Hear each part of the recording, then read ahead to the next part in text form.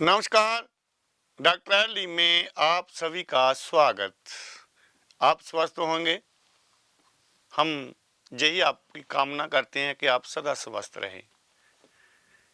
Doctor Ali आपको अच्छी स्वस्थ जानकारियां लेकर आता है।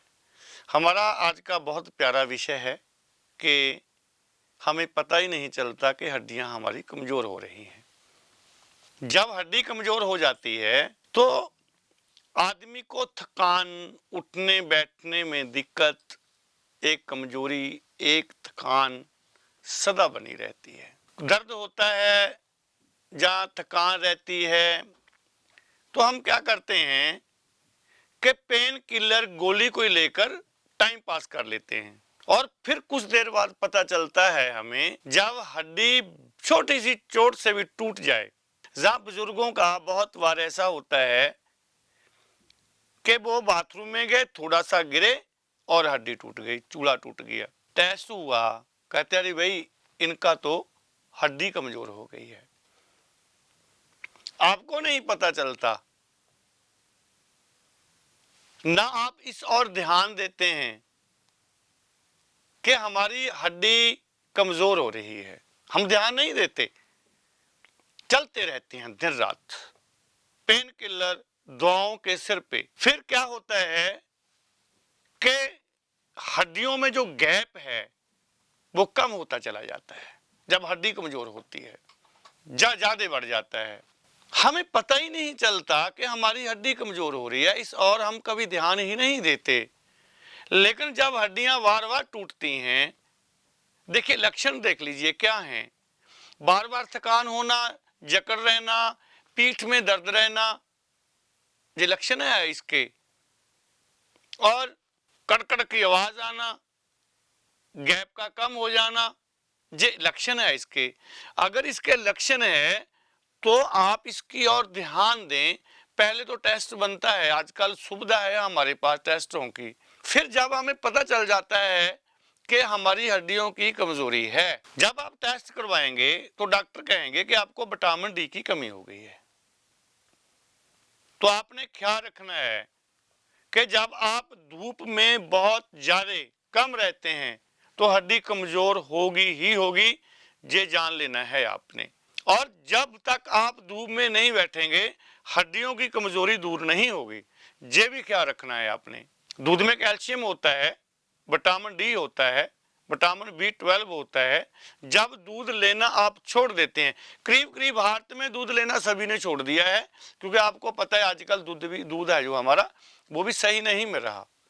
तो विटामिन की कमी इसके कारण है, विटामिन डी की कमी और हमारा खान पीन का बदलाव, जैसे फास्ट फूड खाना या कैल्शियम या विटामिन डी युक्त भोजनों का कम करना हमारी हड्डियों को कमजोर करता है। हार्मोनल चेंज होते हैं हमारे, जब हम इसकी ओर ध्यान नहीं देते। हमारी हेल्थ सबसे बड़ी, लोग पहले कहते थे कि बुजुर्गों को हड्डियों की कमजोरी हो जाती है, आजकल ऐसा नहीं है, नौजवानों को भी हड्डियां कमजोर हैं। तो आपने विटामिन डी की ओर ध्यान देना है, कैल्शियम की ओर ध्यान देना है और ख्याल करना है आपने इस चीज का कि आपने खान पीन की ओर ध्यान देना है। जब आप अपने आप को कमजोर महसूस करें, हड्डियों में जकड़न और खिंचाव महसूस करें, पेन किलर नहीं लेना, उस पर गौर करना है, उसका टेस्ट करवाना। टेस्ट आजकल सस्ते हैं, कोई महंगे नहीं है, करवा सकते हैं आप।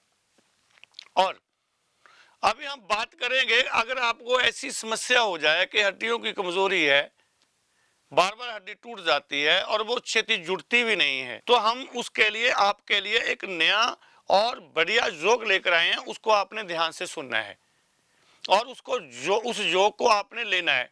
इस योग को आप कोई भी ले सकता है, नौजवान ले सकते हैं, बच्चे ले सकते हैं, बुजुर्ग ले सकते हैं, महिलाएं ले सकती हैं, कुछ भी कोई भी ले सकता है। इसका कोई साइड इफेक्ट नहीं है।